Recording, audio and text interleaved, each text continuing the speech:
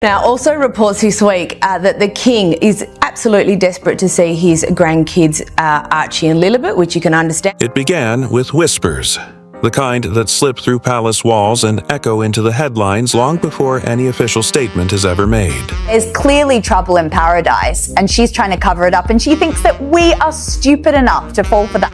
Reports this week claim that the king himself, a man burdened with centuries of tradition and the heavy silence of monarchy, is absolutely desperate to see his grandchildren, Archie and Lilibet. Sussex's two children, 3-year-old Archie and 1-year-old Lilibet, will not have the His or Her Royal Highness status. The image alone tugs at the heart, an aging monarch longing for the laughter of two children he hardly knows. Children who carry royal blood in their veins but live oceans away, separated not by distance alone but by politics, pride, and the sharp edge of protocol. It is a tragedy wrapped in spectacle, and yet the palace, with its centuries of secrets and strategies, is playing a colder, crueler game than anyone could have imagined. Because behind the curtain of royal longing lies something far darker. Trouble in paradise has never been more obvious, and Meghan Markle seems determined to cover it up, projecting polished images of motherhood in California, while royal commentators whisper that she thinks the world is foolish enough to fall for the performance. Meghan Markle fought for freedom, yes, and Prince Harry begged for inclusion, but what has happened now is more devastating than any tabloid rumor or televised interview could have ever predicted. The children at the center of this storm, 3-year-old Archie and 1-year-old Lilibet, have been erased in silence, their futures rewritten with nothing more than a pen stroke. The Sussex children will never carry the coveted prefix of His or Her Royal Highness. And the world asks, why now, and why so brutal? After all, the royal family has weathered storms before. Divorces, scandals, abdications that threatened to shatter the monarchy. Yet what Buckingham Palace has just pulled is being described by seasoned commentators as the coldest move in modern royal history. With one quiet, unannounced signature, Archie and Lilibet were wiped clean of royal identity. No heirs, no titles. No place within the Windsor dynasty. Their futures as princes and princesses were not taken in some messy public spat, but in the clean, legal, devastating silence of protocol. It was not theatrical, it was clinical. And that, royal insiders suggest, makes it all the more devastating. The only way Prince Harry could ever dream of reinstating his children into royal life would be through Prince William himself. But William, far from sympathetic, has reportedly had enough of what he sees as his brother's reckless behavior. He will not bend, he will not forgive, and he will not, under any circumstance, grant Harry the luxury of having his children included in the royal fold. That makes the situation not only heartbreaking, but impossible. The palace has struck its blow, and this time there is no way back. What makes this twist extraordinary, what makes it truly chilling, is the timing. According to royal watchers, the palace waited. They watched. They let the Oprah interview unfold, absorbing every accusation. They endured the Netflix series, the documentaries, the endless tell-all interviews. They read every line of Harry's memoir, Spare. They watched the couple parade across talk shows and stages, dripping with the rhetoric of freedom and independence. And through it all, they remained silent. They bided their time. They let Meghan and Harry build their brand, their illusion of royal modernity. Then, when the world least expected it, they struck. Not with passion, not with anger, but with protocol, the deadliest weapon in the Windsor arsenal. This decision, commentators insist, was not spontaneous. It was rooted in the steel framework of royal law, a framework written more than a century ago by King George V in 1917. These weren't just dry, forgotten papers. Insiders call them the steel bars of the monarchy, the prison from which no royal hopeful can escape. The letters patent of 1917 define who can and cannot be a prince or princess. They outline in brutal, icy language who qualifies for a title, who is recognized in law and in history, and who is simply erased. 3 requirements, non-negotiable and absolute: legitimate royal lineage, official recognition at birth, and baptism in the Church of England. Miss one, and you are cut out. Miss all three, and you are erased completely as if you never existed in the royal chain. And this is where the contradiction collides head-on with the carefully polished Markle brand. Meghan presented herself to the world as the mother of royal heirs. She orchestrated photo shoots in California. She arranged glowing press releases, and she basked in the glossy headlines that crowned her daughter a princess. But the documents tell another story. A story the palace has been quietly building piece by piece. Archie's birth certificate was altered under mysterious palace orders, raising eyebrows and fueling conspiracy. Lilibet's birth was announced by Hollywood press release, not royal proclamation. Her baptism was recognized in California, but never by the Church of England. Every step of the way, a contradiction emerged. Every step, another brick was placed in the wall that separated the Sussex children from the Windsor dynasty. And the internet noticed. Fans online began connecting the dots like detectives solving a crime. One viral TikTok described Archie's certificate as a royal rewrite straight out of Hollywood. See, memes crowned Lilibet as the California princess with no crown. Royal commentators warned that this was not just semantics. This was permanent. This was erasure. And as reports suggest, by enforcing century-old rules now, the palace has effectively turned Harry and Meghan's children into private citizens, forever cut off from dynastic privilege. The question that now rips through headlines is devastatingly simple. Was this calculated punishment for Harry and Meghan's rebellion? Or was it simply the system protecting itself? Because, make no mistake, this is only the beginning of the fallout. The palace may have been silent, but the public was not. Within hours of the documents surfacing, social media erupted. Fans claimed they had receipts proving Meghan's narrative was collapsing under its own contradictions. Twitter lit up with side-by-side images of Archie's altered birth certificate, while Reddit threads dissected every line of the California baptism press release with forensic obsession. One user wrote, "If the crown didn't recognize it, then in royal law, it never happened."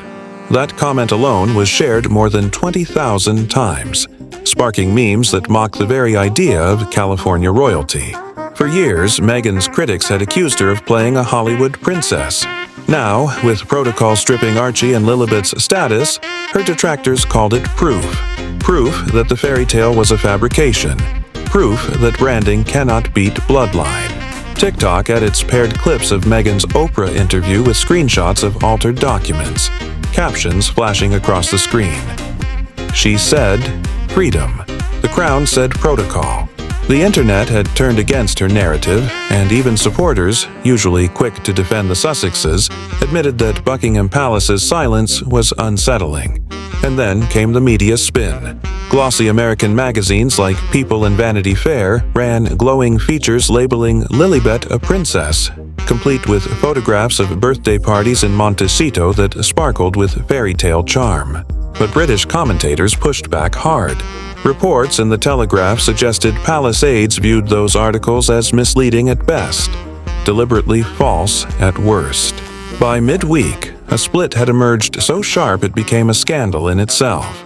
American outlets painted the Sussex children as heirs to a fairy tale, while UK insiders doubled down on the icy reality of protocol. The clash between nations, between fantasy and fact, became part of the story. Fans claimed the Sussexes were using American press to rewrite history. Industry observers tied the timing to Harry and Meghan's lucrative media deals, speculating that losing royal status for their children could ripple into brand value. Because here lies the cruel irony. Netflix paid millions for a series branded around royal life. Without heirs officially in the line of succession, the Sussex narrative suddenly looked less regal and more like reality TV. And reality TV, as critics reminded the public, does not carry the same billion-dollar pull as royalty. The palace's icy pen stroke had not just stripped two children of titles. It had shaken the financial foundation of Meghan and Harry's empire. And Harry was devastated. According to reports picked up by the Daily Mail, he allegedly made late-night calls to palace aides, pleading that royal blood does not vanish just because you step back. His children were Windsors, he insisted. His children carried the bloodline, and bloodline was eternal. But those claims, however emotional, were immediately countered by commentators who insisted that the decision was not about emotion. It was about protocol, not punishment. One historian told Sky News, if the rules weren't enforced here, they'd never matter again. That framing left Harry looking like a desperate son begging for exceptions, while the monarchy looked immovable, unshakable, stone. And just like that, the stakes escalated. What began as quiet paperwork had exploded into a global debate over legitimacy, legacy, and power. The question echoing across social media was hauntingly clear. If protocol could erase Archie and Lilibet, what else could it erase? Behind palace walls, whispers grew louder. Reports suggested Harry was not just frustrated. He was desperate. According to the Times, sources close to the Sussex circle claimed he made emotional midnight calls to senior aides, repeating the same words over and over again. My children are Windsor. But those pleas, if they ever reached the throne, slammed into a brick wall. The answer, fans speculated, was as cold as it gets. This isn't about feelings, it's about order. That single word, order, spread like wildfire online. Memes showed the Windsor crest crushing Harry's phone calls, captions flashing. Order above all. Meanwhile, Meghan doubled down on her brand. She reportedly told allies that California baptisms and glossy press releases carried the same weight as palace ceremonies. She seemed determined to sell the Sussex image as royal no matter what the law said. But as one royal historian reminded The Guardian, the monarchy doesn't deal in branding, it deals in lineage. That soundbite went viral, paired with clips of Meghan speaking about royal motherhood, captions mocking her narrative with the phrase, brand versus blood. The narrative was slipping, fast and hard out of Meghan's hands. And then, the final nail, the receipts. Archival documents resurfaced showing the original 1917 letters patent, still unaltered, still binding. Analysts on Sky News walked viewers line by line through the rules. Legitimate birth, official crown recognition, and baptism in the Church of England. One commentator put it bluntly, Archie and Lilibet missed all three. The law is the law. That moment hit harder than any tabloid scandal because it wasn't about gossip or speculation. It was about constitutional fact. Fans claimed you could see Harry's heartbreak in old photographs, moments where his children were styled as Prince and Princess. Titles that now seemed symbolic, not legal. The illusion had been shattered, and the comparisons began. Princess Beatrice and Princess Eugenie, after all, are not working royals. Yet they still carry the HRH title. Even Prince Andrew, disgraced and banned from using his title in public life, still technically holds it. For Meghan and Harry, the difference was brutal.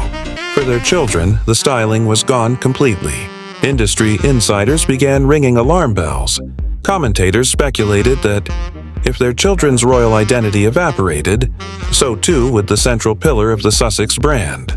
Without heirs, it is just another celebrity family. One PR strategist told Variety the idea hit home. Fans debated whether Netflix and Spotify had banked too heavily on royal exclusivity, and the memes exploded, comparing the Sussexes not to royalty but to the Kardashians. Influencers, not Windsors. And so the world watched as the fairy tale fractured into scandal, and a scandal twisted into something far more permanent. Not just a family feud, but the erasure of two children's royal identity, rewritten in silence by the crown. Written in silence by the crown. It began, as these things so often do, not with a loud proclamation or a blazing public battle, but with a whisper that drifted through the cracks of Buckingham Palace. A whisper that seemed so minor at first, so insignificant, that many dismissed it as nothing more than the static of royal gossip. But in those whispers lay the seeds of a revelation that would grow into something far darker, far colder, and far more devastating than even the fiercest critics of the monarchy could have predicted. For this was not simply a story of protocol. It was not merely the inevitable clash between tradition and rebellion. This was a story of erasure, of children written out of history not with the swing of a sword, not with the fury of exile, but with the silence of ink on paper. In the quiet, chambers where decisions are made far from the public eye, a centuries-old document was dusted off and enforced with a precision so brutal that it shocked even hardened royal watchers. The 1917 letters patent, issued by King George V, long known to dictate who could and could not claim the title of prince or princess, was suddenly more than just historical parchment. It became a blade wielded with icy calculation against the children of Harry and Meghan, Archie and Lilibet. It was as if the monarchy had taken up a scalpel, cut them out of the lineage, and held the silence like a weapon. That shift alone marked a cultural downgrading so sharp it rattled even those who had stood firmly on the side of tradition. Because for all the pomp and ceremony, for all the rituals of continuity, there was always an unspoken understanding that children, especially children born into this most peculiar institution, were spared the coldest edges of the crown. Yet here, the crown showed no hesitation, no mercy. And as the news filtered through, it was not simply seen as protocol, it was seen as strategy. Reports began to emerge suggesting that Buckingham Palace had delayed the enforcement of the 1917 patent, intentionally holding back the axe, waiting for precisely the right moment to strike. They had watched Harry and Meghan break away, watched their rebellion ignite the global stage, watched as their every public appearance leaned heavily on the idea of lineage, of heirs, of a new kind of royal family standing at the intersection of Hollywood glamour and regal destiny. And then, when that narrative was firmly established, when the Sussex brand was tied irrevocably to the image of their children as heirs, the Crown acted. They didn't fight the narrative. They didn't shout it down. They didn't chase Harry and Meghan across talk shows or Netflix documentaries. They simply erased their ammunition. One viral comment on Reddit captured it with chilling simplicity. The firm didn't fight them. It just erased them. That observation reframed the entire saga. This was no longer about a feud between a son and his family, nor even a battle between an actress-turned-duchess and the institution she could never quite master. This was a long game, meticulously calculated and devastatingly effective. In a single stroke of bureaucratic precision, the monarchy didn't merely silence Meghan and Harry. It rewrote their children out of history. And once the idea settled into public consciousness, the question grew louder and darker. How would the couple respond? How would Hollywood, which had invested fortunes in the fairy tale of royal heirs, handle the collapse of that fantasy? By the fourth day, the scandal had burst beyond the confines of gossip columns. It was everywhere. It was being dissected on British morning talk shows and ripped apart on American late-night comedy. Jimmy Kimmel quipped that Archie was now the prince of paperwork errors. TikTok edits mocked Meghan's tearful confessions, from her Oprah interview, reframing the saga as a courtroom sketch where the cold hand of protocol faced off against the desperate cry for freedom. Even Meghan's supporters found the optics brutal. On Twitter, one viral post read, "If even the paperwork erases them, how can Meghan keep selling this fairy tale?" It racked up 60,000 likes in a single night, cementing the view that this was bigger than family drama. It was institutional. And institutions, once stirred, do not act with compassion. They act with permanence. Suddenly, the chatter spread beyond royal circles into boardrooms and studios. Commentators speculated that Netflix executives were pacing their offices in panic. Entire story arcs had been constructed around the Sussex children. Animated spin-offs, documentaries, merchandise lines. What happened when those heirs were no longer recognized as heirs at all? Industry insiders whispered to Variety that if the Crown withheld recognition, deals could collapse in a legal gray zone. One insider warned darkly. Disney once lost millions over a licensing misstep. If the monarchy pulls recognition, these contracts are built on sand. What had begun as protocol now rippled outward into Hollywood's fragile empire of image and illusion. The cultural consequences were no softer. Historians began to unfurl the comparisons at lightning speed. Diana, stripped of Her Royal Highness after her divorce, her face still radiant yet officially diminished. Edward VIII, erased after his abdication, his name and image recast in the history books as a shameful detour. Even Princess Margaret, whose love was forbidden, her life reshaped by the cold mechanics of duty. Yet commentators stressed that this was something else entirely. This wasn't punishment. This wasn't exile. This wasn't even scandal. It was something colder, a razor slicing through the family tree, leaving nothing but absence. One historian on BBC Newsnight delivered a line that went viral overnight. This isn't exile. This isn't disgrace. This is erasure. The word itself, eraser, crystallized the drama in a way no speech could. Erasure was colder than scandal. Erasure was colder than exile. Erasure meant invisibility. For Harry, caught in the middle, the consequences were unbearable. Reports suggested his private pleas had been dismissed without ceremony, leaving him powerless, stripped not only of leverage but of dignity. One analyst put it in words that haunted the public imagination. It's like watching a son beg a father who has already made up his mind. That image spread online, grafted onto clips of young Harry following Diana's coffin through London, his head bowed, his face frozen in grief. History repeats, fans wrote, and the phrase went viral, a cruel echo of the past projected onto the present. Meanwhile, Meghan's branding nightmare deepened by the hour. Her attempts to present glossy magazine spreads and California baptisms as legitimate royal moments looked increasingly fragile in the face of cold, black and white legal text. TikTok edits paired her smiling images with stark readings of the 1917 letters patent. One viral video cut between Meghan's famous line, "I wanted freedom," and a historian's icy retort, "Freedom doesn't erase lineage." Millions of views later, the verdict was sealed. The narrative Meghan had built was cracking, collapsing under the weight of a centuries-old document that cared nothing for Hollywood gloss. The memes arrived with merciless speed. Lilibet became the Princess of Malibu. Archie, the Duke of Nowhere.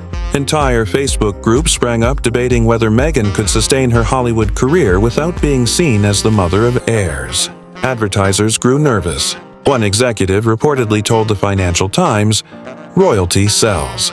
Rebellion without royalty doesn't."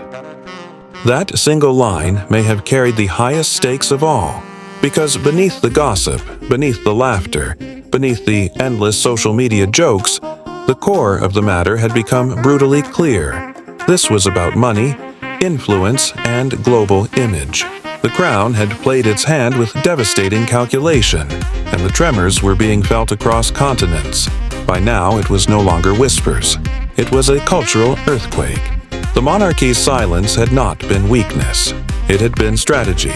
And when they struck, they didn't just wound Meghan and Harry. They shook Hollywood, rattled investors, and destabilized the very idea of royal rebellion as a brand. And then came the silence. No press release. No carefully worded leak to the press. No sympathetic insider feeding the tabloids. Just documents, cold and impersonal. The absence of words became the loudest speech of all. "Once it's written, it's forever," one commentator told Sky News. Online, fans described it as the monarchy's nuclear option. No need for statements. No need for confrontation. Just protocol. And that framing echoed like a drumbeat across social media. Once erased, always erased. For Meghan, the fallout was immediate. Without royal heirs, her carefully constructed narrative as the protective mother of modern royals crumbled into dust. PR experts told Variety that brand deals built around her royal status would face a credibility crisis so severe that some projects might never recover. Even her staunchest media allies struggled to spin the situation. People magazine ran a cover hailing Lilibet as a princess. Within hours, fans posted side-by-side screenshots of the letter's patent, proving otherwise. Memes mocked the headline as Princess of Photoshop. The credibility gap widened into a chasm. For Harry, the pain was deeper, more personal, almost unbearable. Reports suggested he was shattered. seeing in this act not just a rejection of his children, but a symbolic rejection of himself. Analysts drew direct parallels to his mother. First, they had stripped Diana of her title. Now, they stripped his children of theirs. First, they erased his mother. Now, they erase his children, one fan wrote on Reddit. Thousands of upvotes later, the line had spread like wildfire across TikTok, paired with funeral footage, turning what had been framed as protocol into a generational tragedy.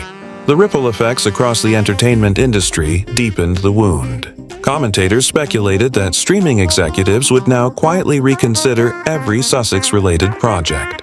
Netflix, once eager to market the children as modern heirs in animated and documentary form, now faced a storytelling dilemma. Without titles, without recognition, without lineage, what remained? They were celebrities, yes. Famous, yes. But unique, no longer. One analyst put it with brutal clarity. The Crown just devalued their brand by billions, and it didn't cost them a penny. The monarchy, in that framing, was no longer a passive relic but the ultimate power player in global image-making. Historians contextualized it within a century of royal survival tactics: abdications, divorces, scandals, betrayals.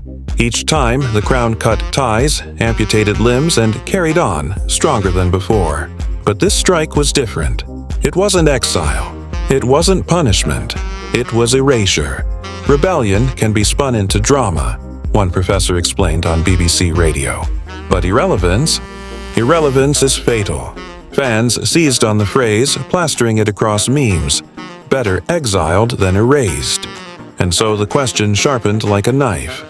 Where does this leave Harry and Meghan? Reports suggested they were cornered, stripped of titles for their children, denied exceptions, branded as outsiders by the system they once thought they could reform. Their supporters clung desperately to the narrative of freedom.